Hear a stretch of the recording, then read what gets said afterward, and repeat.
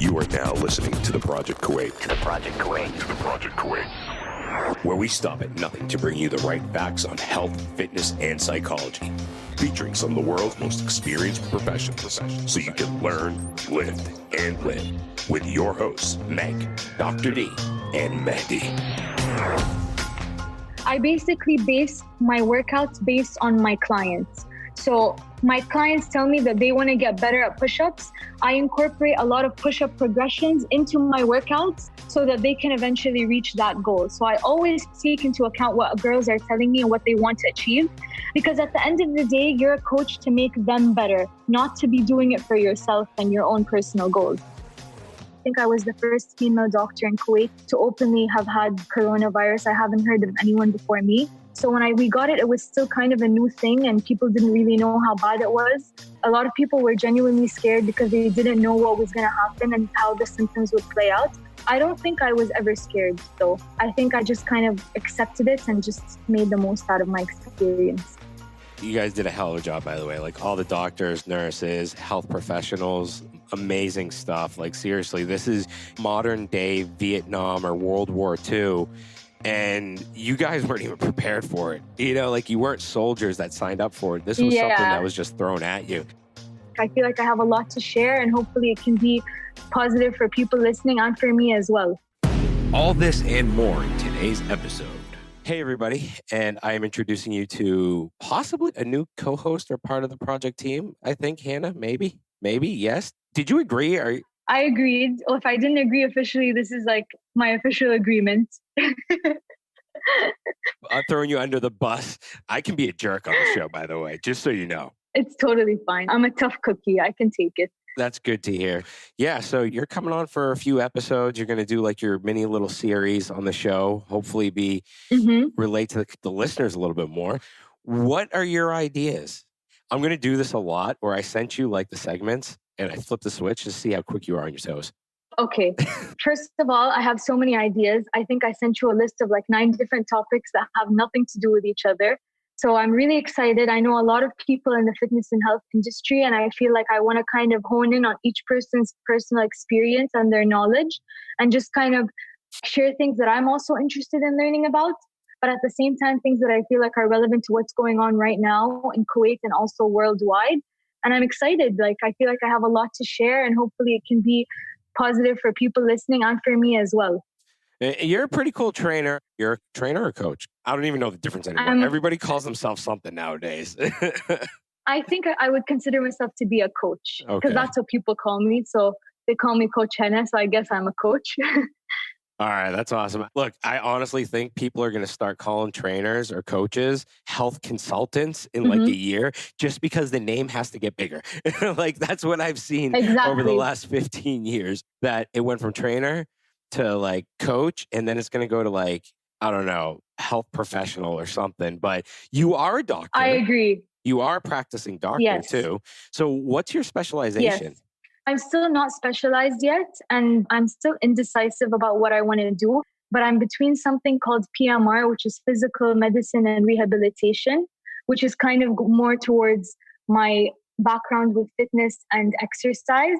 And then there's another field that I'm interested in, which is working in the emergency room, because I'm such a like adrenaline junkie and I just love fast-paced action and just people coming in. So that kind of also satisfies that part of my personality, but I don't know. So far, I haven't decided yet. Oh, that's awesome. Now, adrenaline junkie that just got over Corona. You legitimately had the Rona. You said you were asymptomatic and your husband had it like wicked bad, right? Like he was full-blown Corona-fied, I guess they'd call it. Yeah, he had really bad symptoms. For me, I honestly wouldn't have even gotten checked up had it not been for what he was showing. So I guess it's a good thing that he got sick in a way.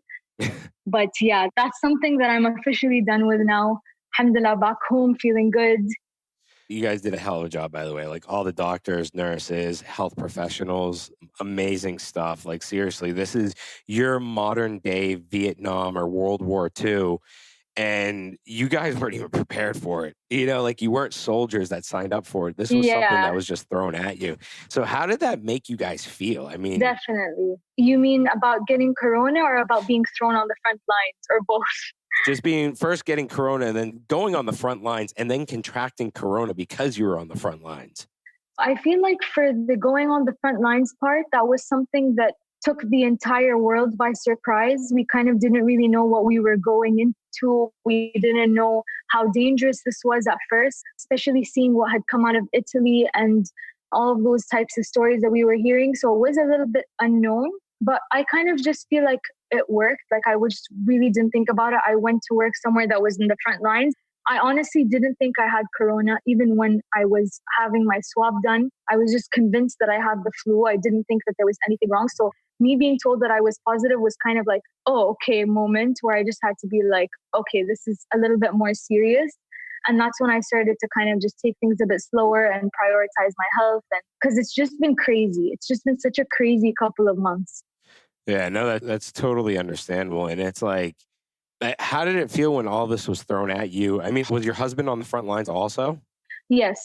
Well, he wasn't technically on the front lines, but he was working in a hospital as well, just not with people that were actually positive for corona like I was. So it was honestly anyone's field, anyone could get it at this point, especially to the point where we reached now. So at the beginning, it was kind of like a surprise. I think I was the first female doctor in Kuwait to openly have had coronavirus. I haven't heard of anyone before me. So when we got it, it was still kind of a new thing and people didn't really know how bad it was. A lot of people were genuinely scared because they didn't know what was going to happen and how the symptoms would play out. I don't think I was ever scared, though. I think I just kind of accepted it and just made the most out of my experience. That's understandable. I mean, that honestly sucks. And we had the conversation where I think I had corona at the end of January, like early February, just because, like, look, I'm a very healthy person. At least I think I'm healthy. I can't remember the last time I had a fever. Maybe when I was like 18 years old and it was a 24-hour fever. I think I had a wicked bad virus or something. But I had a fever for like 3 days, waking up in a pool of sweat. The only time I felt good was under a hot shower. Like I had the shivers. I told my wife, I was like, I just have a really bad flu. And I looked at her and I was like, I pray to God DJ doesn't get this. And sure enough, Saturday rolls around, DJ starts with a fever. And then it went into this really dry cough. And we took him to the hospital, I think 3 or 4 times. Nothing helped with the cough. I mean, I called Hamoudi and I was freaking out. I was like, dude, like they've given him the nebulizer. They've tried everything. They've doubled up the doses. And then we took him to another hospital, a private hospital, and they gave him some strong ass antibiotic. Maybe it had run its course, but it showed that he did have pneumonia, walking pneumonia.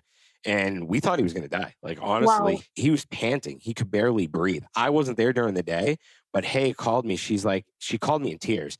I'm freaking out. DJ can't breathe. He just keeps coughing. I'm going to the hospital now. And I was like, just get there. I'm on my way. And I worked 2 hours away. It was definitely scary. And I, till this day, think we had corona. And I'd love to test for the antibodies. Like, that would just be cool. Are they doing that now? I know that they're doing that in the States, but I don't think that they've started that in Kuwait yet. But it sounds like you actually might have had corona before corona was a thing here. Yes. So maybe you got immunity. I think you got some immunity early on in the course. And now you just have nothing to be worried about. You can go to like the supermarkets and... For everybody out there, like I know it was running rampant in ASK, whatever was going around. Like a lot of kids were dropping like flies in late January in ASK. From what I heard, ASK, UAS, NES, like a lot of schools, a lot of kids were just dropping like flies. I honestly think it was in Kuwait after winter break. Like I think it was with the kids in Kuwait through the school system after winter break, because I'm telling you, there were a lot of kids that weren't in DJ's class like week after week. We ran into a couple of them outside and they all had this really bad cough. So I don't know, dude. It was probably around a lot longer than we think, but. Probably, but they didn't actually start testing people until that one flight that came back. So maybe that's when people just assumed that it came to Kuwait, but it could have been there for much longer and nobody would really know. It was just a really bad flu that for some people like me, it wasn't even a really bad flu. It was just a very basic cold that I had. That's like Haya, I mean, my wife, because I got it, right? I was the first one to get sick. Then DJ got sick. Mm-hmm. Then my mother-in-law got sick. And then my brother-in-law got sick. Okay. So I'm almost 100% that it was the Rona and it got passed through this entire house. And my wife was just asymptomatic. She said she had a little bit of a sore throat that week, but she thought nothing of it. And DJ was literally coughing and throwing up in her face. So Exactly. she would have gotten it. So she probably was she might have given it to me. She could have just been asymptomatic. That's the thing about this. It just literally affects everyone in such a different way that some people have just unexplainable symptoms and then some people have like nothing. They're completely fine and you just never know how it's going to affect someone. And I think now they just had a new study come up that showed that smokers actually have a better course of disease with corona than non-smokers. So now it's just like nobody even knows what's good and what's bad anymore in terms of this virus because it's just acting like crazy, just out of its own mind. I know, right? You know Hamoud really well. Hamoud sent me a message when that research was published, and he was like, haha, you idiot, you quit smoking. When in reality, if you were still smoking right now, it would have definitely helped you. So, damn, I was like, should I start smoking again? But no, I'm not. Yeah. I'm not going to smoke again. Like, it's just, for me, Definitely not. No, I think that there's worse things than corona. Yeah. 100%. Like, I used to smoke like a pack a day, and I'm done with that. I can't even stand the smell of it. It just grosses me out. And I smoked for a long time, but yeah, done with that. I've quit for, I think, almost 3 years now. And like, I don't even think of it. But so, yeah, exactly. I'm very I feel like, especially as an athlete, I feel like you do notice such a big improvement in your performance and the way that you just feel and like that you can feel like your breath is much more clear and you don't get out of breath as easily. So it's really hard to see that improvement and then go back to feeling more tired and more short of breath when you train. So good for you. It's a good step forward for you. Yeah, I mean, when you're a senior citizen athlete, it's definitely the right step to take. I wouldn't say senior citizen. I don't know if you've been seeing, but I've been doing a motivational woman of the day on my account.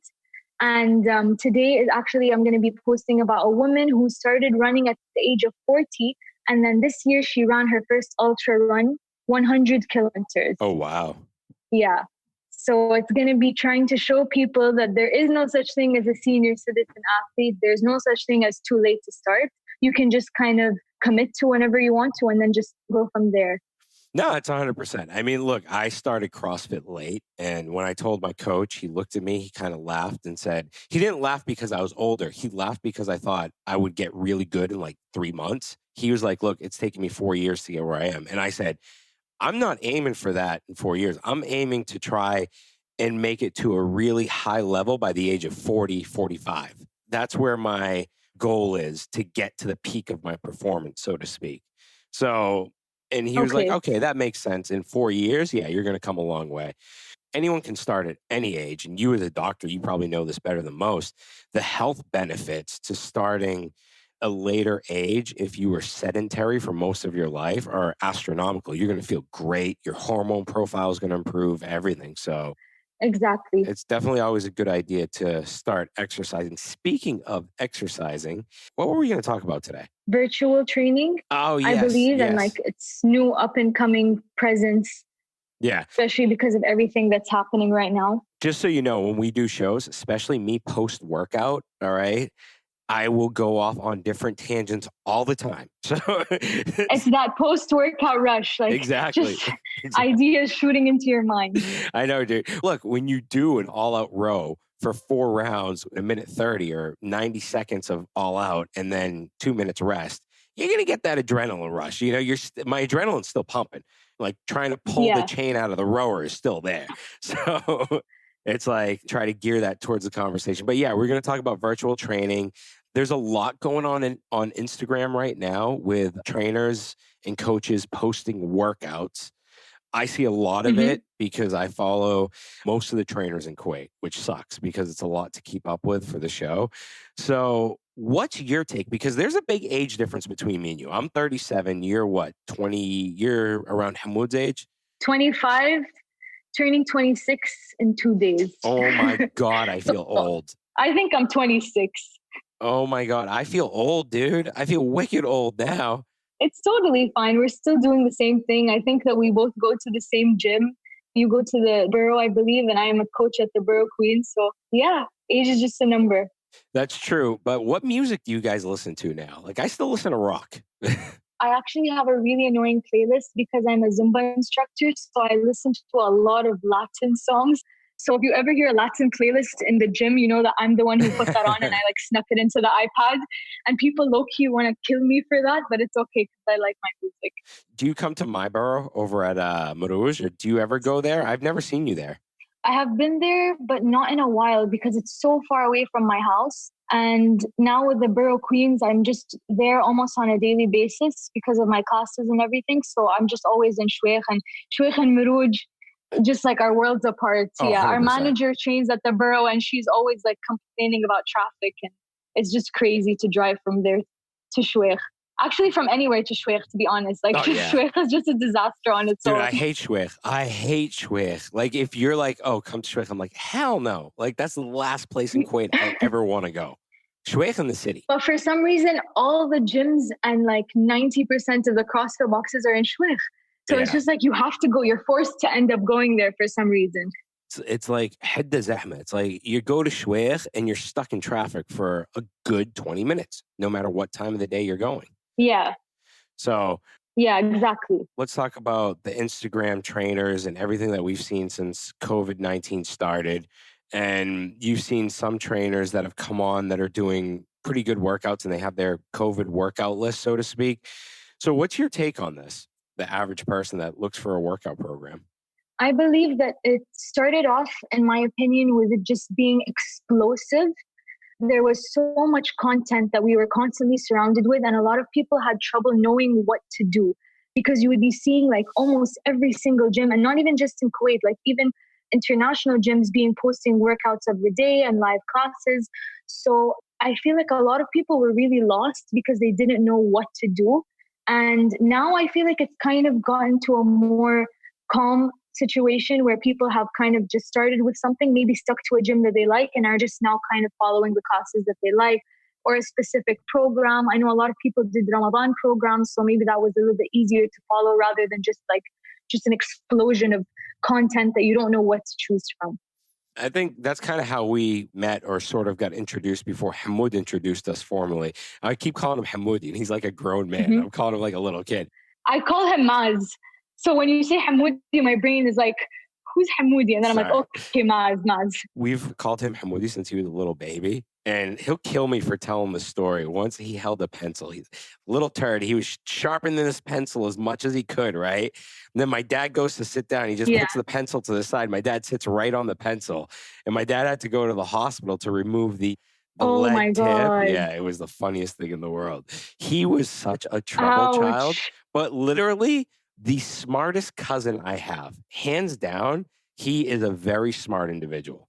But yeah. He is. He's very smart. He sort of kind of, he definitely introduced us. And then when the COVID workouts rolled around, that's how I kind of got to know you and your husband, because he was like, hey, check out their workouts. And what you guys were doing made sense to, I think, a lot of the people that were confused. The workouts weren't like overly complicated. They weren't completely insane like you see.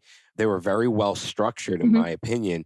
And like, you're right, 100%. I think people were definitely overwhelmed. Yeah, I think so as well. And I think that at the beginning, it was difficult to know what to choose from. And even as a coach, it's difficult to kind of adapt. I remember the first time I ever did a virtual class, I was struggling with like how to get it right and the camera and the volume and where to position it. But then after that, we all kind of just got used to this situation, I feel like. Yeah, no, definitely. It's a pretty cool situation to be in for you guys, for the trainers. And I honestly, we had the idea of, okay, should we post project workouts? And then I said, I kind of went to the other route of, why post the workouts when we can just post all the good trainers that are providing good workouts? And I mean, we talked about this with applications too. Why go and reinvent the wheel, in my opinion, when there's already a lot of good, legitimate stuff that's already out there? I think we do have great talent here in Kuwait. You know, we definitely have a lot of good talent in Kuwait. But I think sometimes the good trainers will overshoot to the market that needs it the most versus the people that don't need it, if that makes any sense. I don't know. What do you think about that? I think definitely that there's a lot of talent in Kuwait. I feel like this whole quarantine period exposed me to trainers that I didn't know, because initially I was kind of just focused on the trainers that I knew that I would work with, sort of that were in my circle of work. And then after the whole virtual explosion happened, I started trying classes, even personally for myself. I tried other gyms classes and other trainers classes. So it's a good way to expand your knowledge and learn from other coaches as well. I think you're right. Honestly, I say it on the show all the time, and trainers do hate me. A lot of coaches in Kuwait do hate me because I call them out for the BS they peddle out. And I think trainers have the biggest egos I have ever seen in any profession, just because they do not accept someone else's opinion. It's either their way or the highway. And they're not inclined to say, oh, yeah, you know what? That exercise actually makes sense. I'm an advocate of that, but I can go and try something different. I think a lot of trainers could, like you said, benefit from this.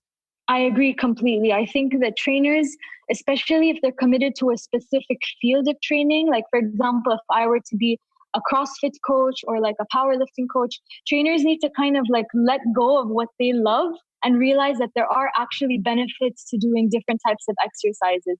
I personally try to be as well-rounded as possible. I do classes that are CrossFit and then I do Zumba. Like it doesn't get to two opposite ends of the extreme than that. But I feel like you learn from different fields if you just give yourself the chance to try them out. Oh, no, 100%. One thing that I love is lately there's been a debate on Instagram about what's better, CrossFit or bodybuilding. And me and Haya, my wife, were talking about this, and it was like, it just depends on your goal. It depends on what you want. If you want a chiseled physique, bodybuilding Exactly. is what you're going to go for. If you want high endurance and you want to feel good and feel healthy and everything and have a workout that kind of destroys you depending on the coach and depending on the WOD they give you, then CrossFit's kind of the way to go. You get that endorphin rush, and then you have Zumba, which is that in its own is a completely different modality, which if I walked into as a CrossFitter, I'd get my ass handed to me. Exactly. You're completely right. Each field has a completely different audience. I mean, all of them are like $1 million companies, the CrossFit company, Zumba, they're all $1 million companies and they all have like very devoted followers. So I feel like there must be something good about it. Even if you don't personally see it, there are an audience for every single type of workout. Your husband looks to me more like on the functional fitness side of things, where he does some bodybuilding with functional fitness stuff. Am I correct in saying that? Yes, my husband has this hybrid training concept, Yeah. which is encompassing different types of training. So he does calisthenics, he does CrossFit, he does a little bit of bodybuilding, he does a little bit of Olympic lifting type of workout. So he likes to do everything. And I always tell him, I'm like, you realize you're never going to be amazing at one thing. And he's like, I don't care. Like, I'm not out there to be a calisthenics champion or a CrossFit competitor. Yeah. I just want to be good at everything. And he likes that. So if that's your goal also, then trying new things can help you be well-rounded. I think that's the thing people are forgetting a lot right now in Kuwait is like, everyone's like, oh, I want to compete or I want to do this. I compete in CrossFit just because I love competing like that. I've been competing since I was 6 years old. It's just in my DNA. And there are other methods of working out where you don't have to compete. And I think CrossFit shot themselves in the foot over the last 3 or 4 years because it turned so competitive that if you weren't competing, you couldn't be a CrossFitter. And now they're trying to rewind the tape to bring it back to health and wellness and longevity. And I think your husband's 100% right. It's like, I don't know if you guys follow Jeff Cavalier on Athlete X, but a lot of his workout modalities, it's very functional. It's a mixture of everything. And he brings bodybuilding meets CrossFit, meets calisthenics, meets this. And at the end of the day, you're just trying to be healthy and move well. Exactly. I agree completely. I think that CrossFit started out with a specific concept. And then now, from what I've been seeing, is that most people are kind of like, they enter CrossFit to prepare for a competition. Like that's the reason that they do most things that they do, when the point is not a competition. The point is to become everything that CrossFit encompasses. So have better endurance, be stronger, be a good swimmer, like all these things that you get out of being a CrossFit athlete, and just not really focusing on the medals as much. 100%. And look, in all honesty, I still try to not tag myself as a CrossFitter because I think CrossFit isn't Like you're not crossing over into every sport. It's really just Olympic weightlifting, calisthenics, and endurance. You're not playing baseball, football, basketball, the real sports, so to speak, the big market sports. That's my biggest knock on CrossFit. CrossFit coaches hate that I say that, but I still don't categorize it as like one of those big sports. Does that make any sense? But let's shift it back to who do you think the winners and losers are in a lot of these online workouts that you've seen without naming names? I mean, obviously, we're not going to call anyone out on the show, but there are a lot of people that I think came onto the scene really hard, dropping a workout every day or every 2 days, and then they kind of fizzled out. Some of them took the insanely hard approach that I saw. Like I saw one lady who was saying, okay, this is the workout of the day, and it had pull-ups. And I'm like, not everybody has a pull-up bar, and you're not giving any variations. And then doing push-ups. Not everyone can do a push-up. And then you're not giving variations. I think you posted something yesterday about pull-ups, right? And you gave some variations in the post that you posted, if I'm not mistaken. Yes, I posted a video showing different pull-up progressions because I basically base my workouts based on my clients. So my clients tell me that they want to get better at push-ups. I incorporate a lot of push-up progressions into my workouts so that they can eventually reach that goal. So I always take into account what girls are telling me and what they want to achieve. Because at the end of the day, you're a coach to make them better, not to be doing it for yourself and your own personal goals. So I did do that for the pull-ups as well. I definitely think that sometimes as a coach, you need to take a step back and realize that a lot of people are beginners. Sometimes I get girls who don't even know how to do a squat or can't even have a push-up on their knees properly because their core isn't strong enough to hold their body up straight. And you need to be thinking about those people. I was actually looking at a program today, and it was like one of the workouts was 5-second handstand hold. I don't even know how to do a handstand, so I'm not sure how many people using this workout guide are going to be able to just pull out a 5-second handstand hold out of the blue. That's so true. And then another workout was 300 burpees, time cap 25 minutes. What? So that is insane, you're telling me... That is insane. That is such so a bad workout. You're telling me that a beginner doing your program can do 300 burpees in 25 minutes, which the coach themselves probably can't even do because that's crazy. That's like 25 minutes of 12 burpees nonstop. So I was just like, come on, like put some more thought into your programming. No, I know. That's so true. And I think there's still people that are still behind in times where 4 years ago, that would have made sense to where the I want to kill you mentality of a coach was in motion in the fitness scene, where it's like, oh, how bad can that coach kill you? Or, oh, I went to this guy's class, man, you feel like death afterwards. You throw up and everything. And back then it was like, yeah, oh, that's the class I want to go to. But now it's kind of like, dude, I don't want to throw up after a class. Like that doesn't sound fun. And I don't want to do 300 burpees in 25 minutes and go near death and maybe get rhabdo from it. So like, I think the mindset has changed a lot and some people are just a little bit behind in times. But let's go back to pull-up progressions. I'd like to get your take, and I'll throw in my 2 cents about some good progressions that I know that I've used to work with kids, because I've done a lot of work with kids and clients and a lot of pull-up progressions. And it's such a fine art. And I think everyone has a different method to the madness. So I'm curious to what yours is. So for me, I have to confess that I started out with very poor upper body strength. And I think a lot of women have the same starting point. And I was inspired by my husband because as you can see, he can do like 100 pull-ups with no problem whatsoever. So I was kind of like, I want to be able to do a strict pull-up. I don't know how to kip. So I was starting off with the goal of doing a strict pull-up. And I feel like for me, the most thing that's helped was to do slow negatives. So just jumping up and then having really slow negatives with control, and also pull-up holds at the top, more so than the banded pull-ups that I know a lot of people resort to, because I feel like it's easy to kind of get very used to the band and then not be able to do your own pull-up and control your own body weight. And I think that a very important thing is that people need to recognize when they're trying to have a strength-oriented goal to take lots of rest. Yeah. So your goal when you're practicing a pull-up isn't to burn 600 calories in 1 hour. Your goal is to actually get stronger. So even if that means you need to spend 5 minutes resting, completely regain your strength and go for a second shot, that's what's the most important thing to do when you're trying to get better at something like that. No, 100%. One thing that I love that you said, and I absolutely hate, and it drives me nuts, is banded pull-ups. And you see it in so many calisthenics classes, just people jumping up there, they throw their bands up, and then they just get self-reliant on these bands. It just drives me nuts because I'm sitting there and I'm looking at like, that's not going to progress your strength. Like you're going to get so used to that resistance helping you up every time. When in reality, if you were maybe doing some inverted rows on a barbell, just putting the barbell on the rack and doing 10 inverted rows, building up that back strength, building up those lats. And in my opinion, one forgotten art, I think, is lat pull downs. I think lat pull downs and Yes. reverse grip pull ups, chin ups. I think those two are Mhm. really good at building the back up so you can progressively build up your pull ups. A lot of ring rows. Definitely. That's for me personally. I started out with negatives, jumping up as high as I can, trying to get my chest to the bar, and then slowly easing down. I did I did inverted rows a lot. Like those were a lot that I had programmed in anyways, just because I went into bent over rows afterwards and I wanted to make sure the foundational strength was there.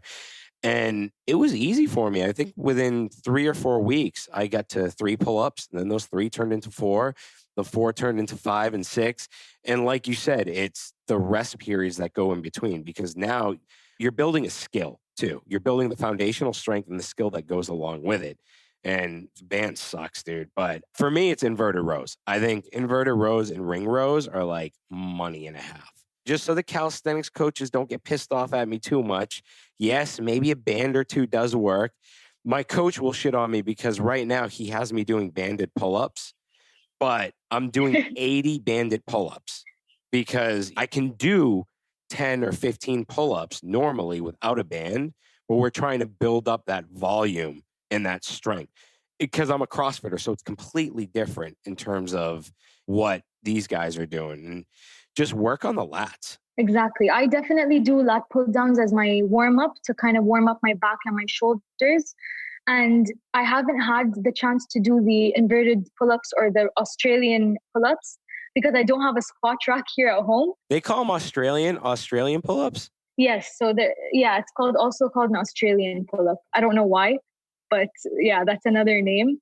And definitely wish I could have some rings here, but I don't either. I'm just like very limited on equipment. I have an extra set of rings, by the way.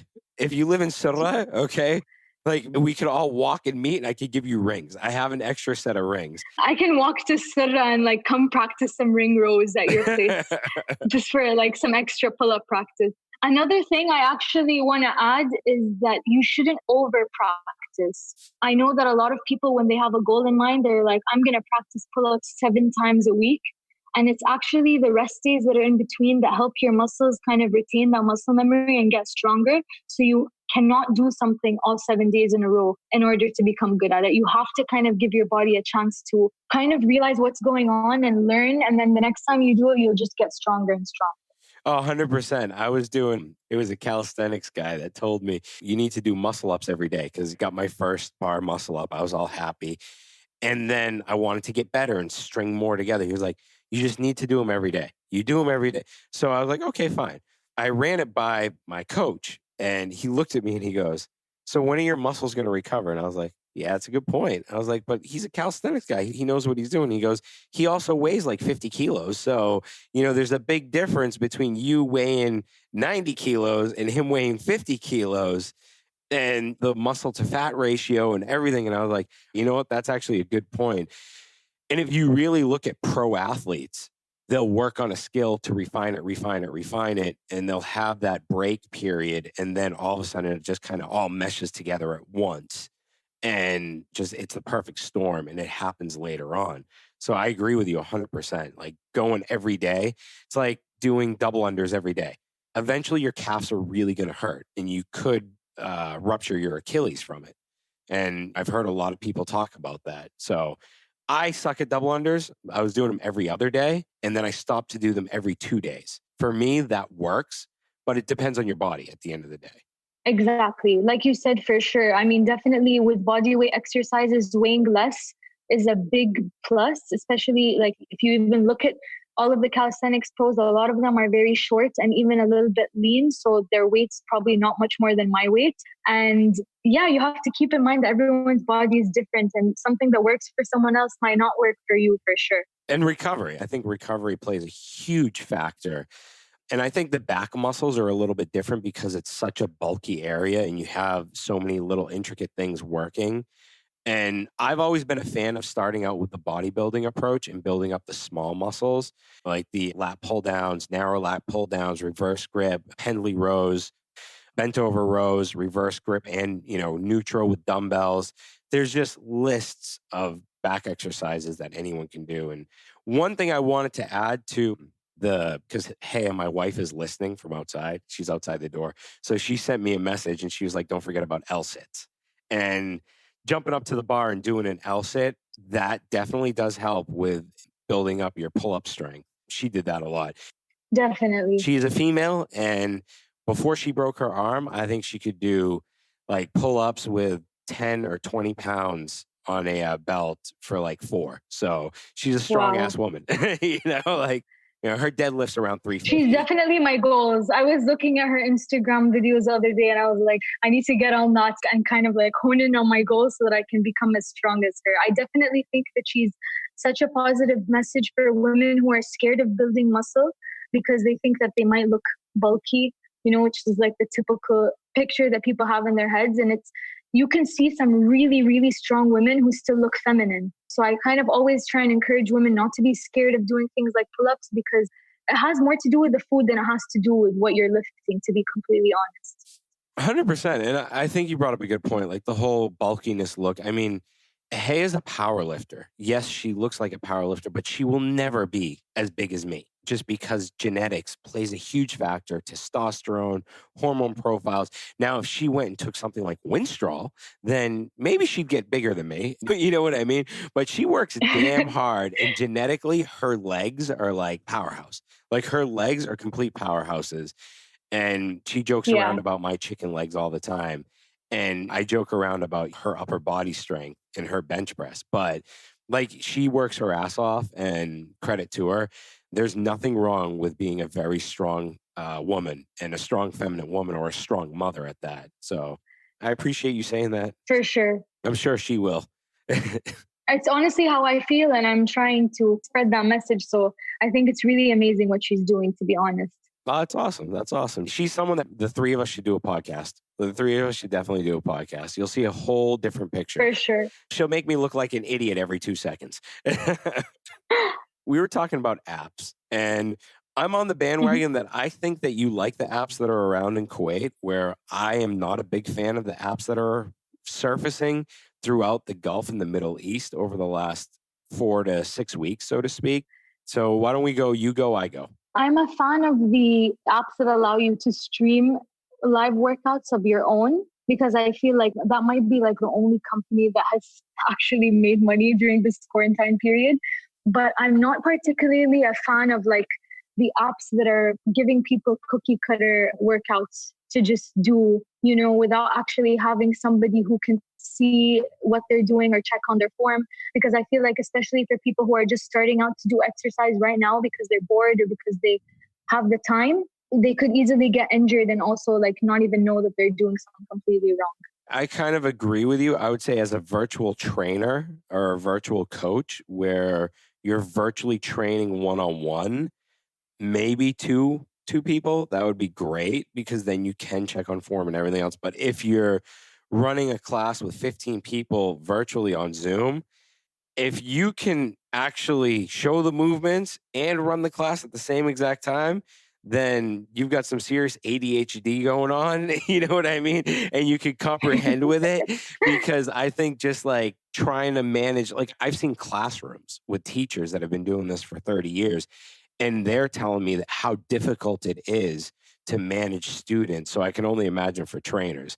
My biggest issue with apps that are here in the Middle East is when they set up, I think, on the wrong premise with the wrong people in those applications that devalued the integrity of the applications, if that makes any sense.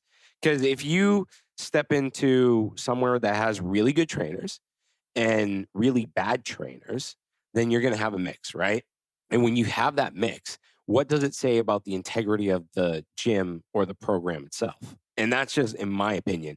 And the reason why is because I know a lot of the personalities that are on these apps that are in Kuwait, Dubai, Qatar, Bahrain, Saudi Arabia.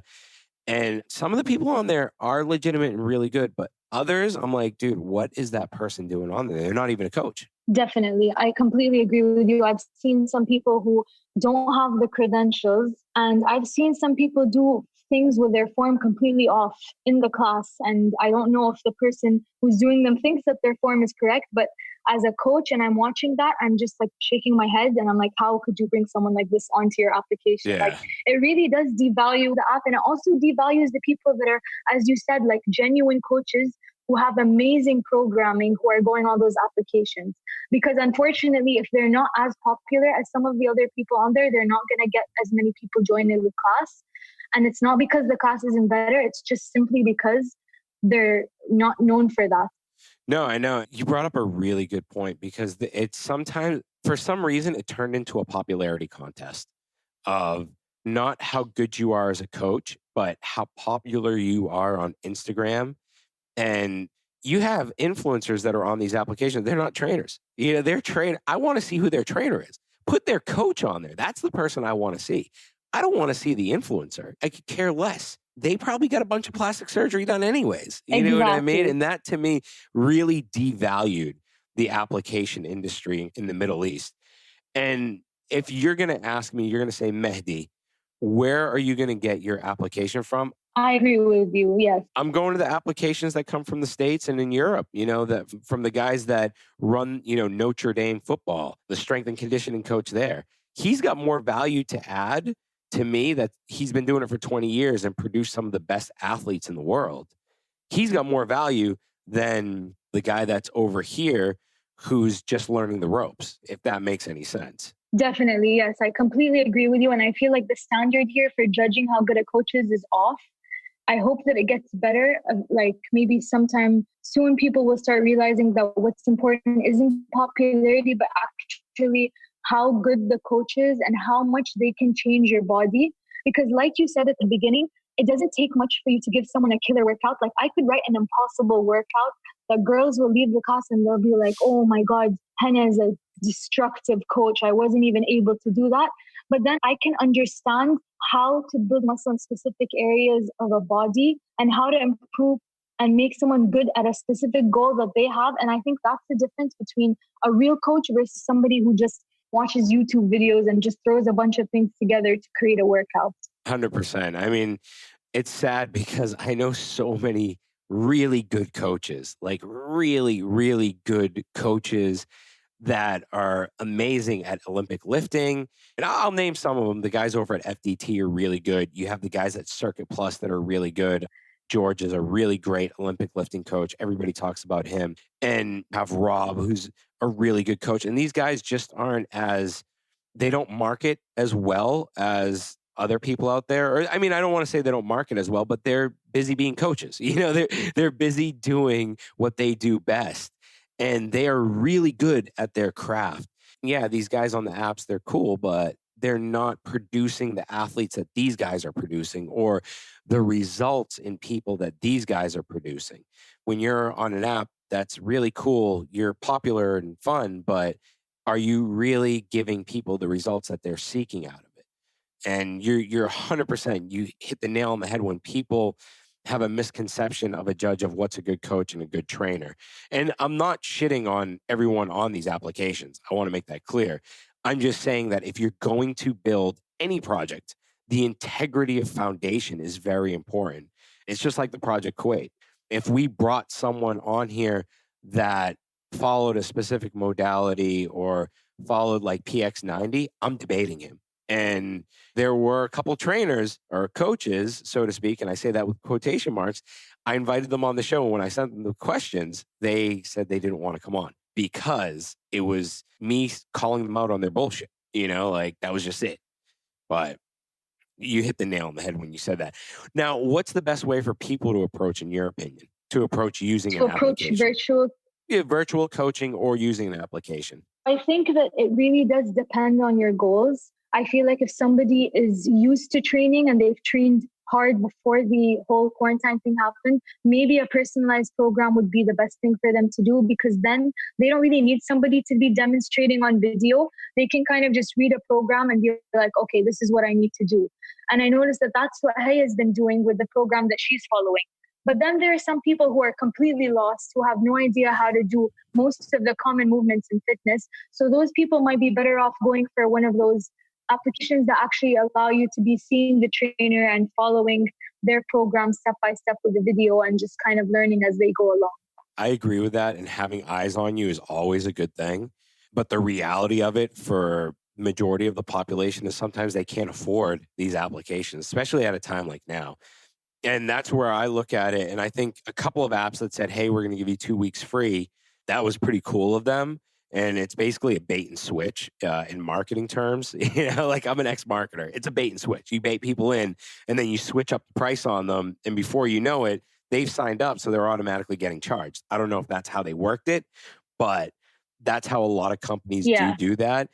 And not everyone can afford these apps, in my opinion. And to go out for me or you to spend $5, okay, maybe that's easy for us. But for some people, that $5 might actually matter to something more important.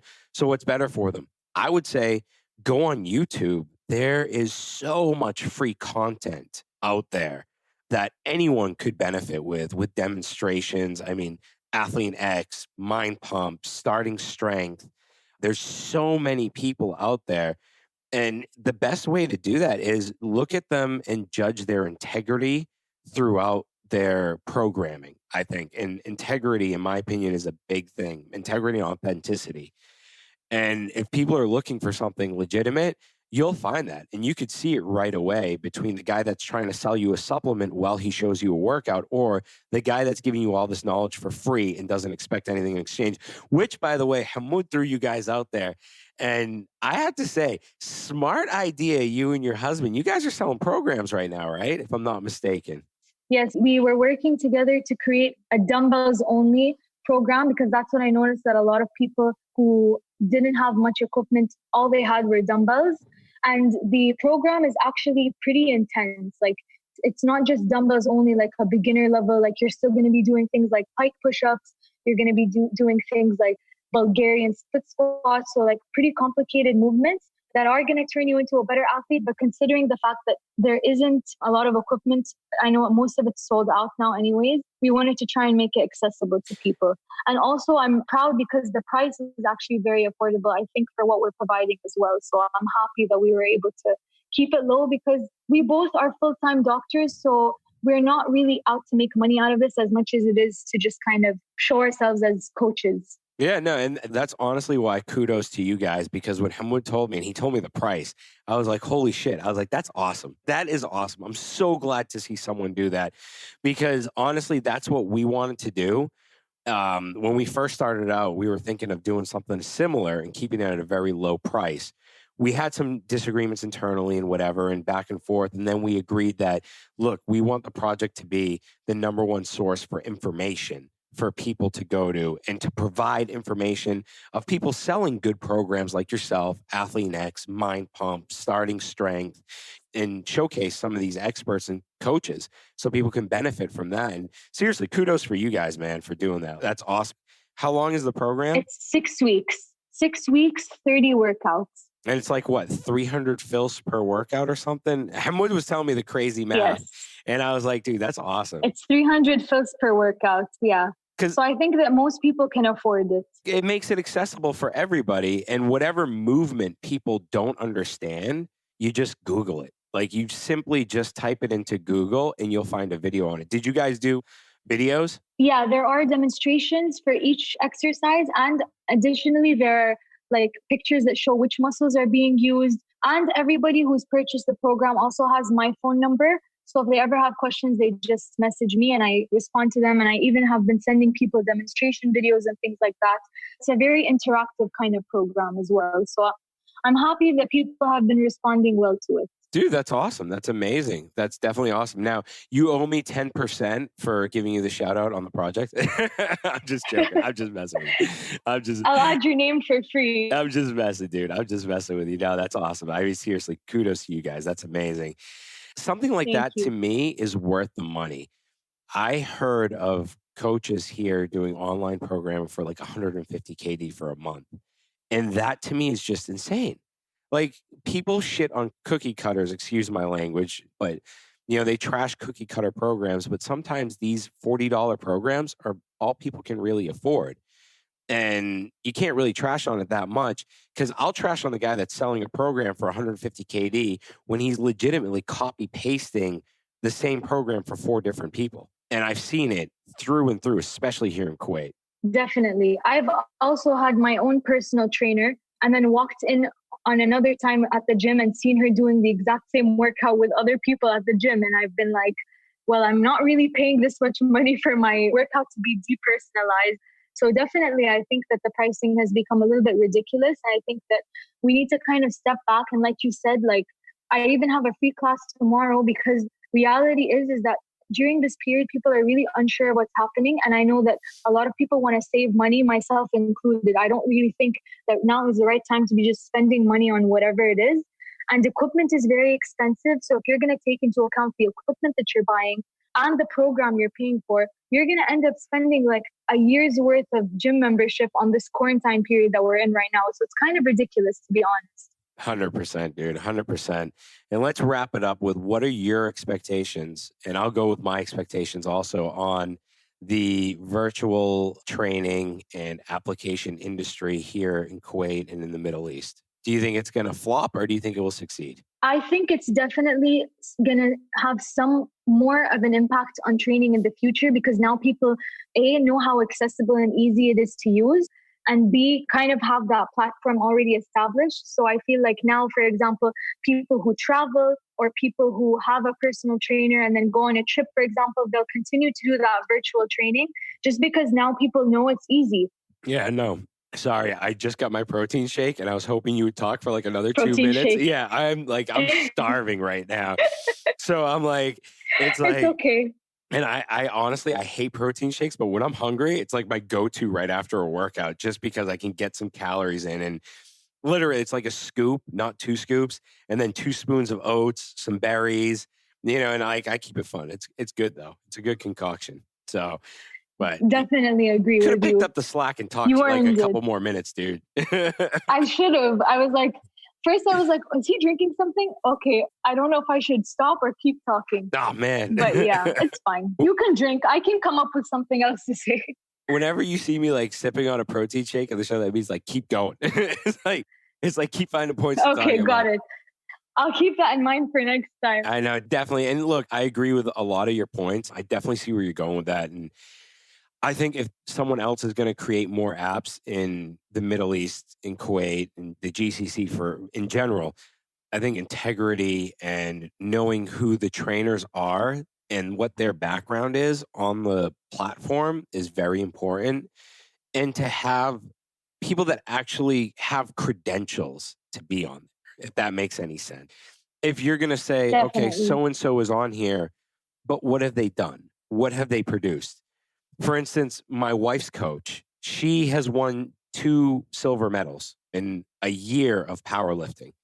To me, her coach is a great coach, not only because he's a CrossFitter, but he knows all the different modalities and he brought an integrated approach to powerlifting that shocked and awed all the powerlifters. The powerlifting coaches were pissed, in my opinion, because they were like, hey, this guy's a CrossFitter. Why is he training a powerlifter? But then when they saw what Haya could do, it was like, oh, okay, maybe he's doing something right here. So those are the people that I think should be on the applications. These are the people that should be producing Definitely. these online programs. And in my opinion, a cookie cutter program is not bad. It's just know the source of where you're getting it from. ensure that the source is giving out free information also, because that means they're more authentic and they more integrity at the end of the day. Definitely, I agree with you. I feel like if a company wants to bring on these types of unqualified people to give classes during their application, you can think about the fact that you are going to get more views, but are they actually going to produce any type of results for your clients? And if you feel like the views are more worth it in your opinion than the results, then you need to reevaluate your actual existence as a fitness application, because fitness is all about the results. It's not about how many people you get to view your video. I totally agree with you. And on that note, thanks. I had fun with this one. Hopefully we're going to have more of these short or turned into a long podcast. So thanks, Hana. Thank you very much for having me on the show. Take care, Mahdi. Thanks for listening to this episode. If you enjoyed it, please head over to iTunes to subscribe, rate, and leave a review. You can also find us on Instagram at The Project Kuwait. Thank you, and join us next time.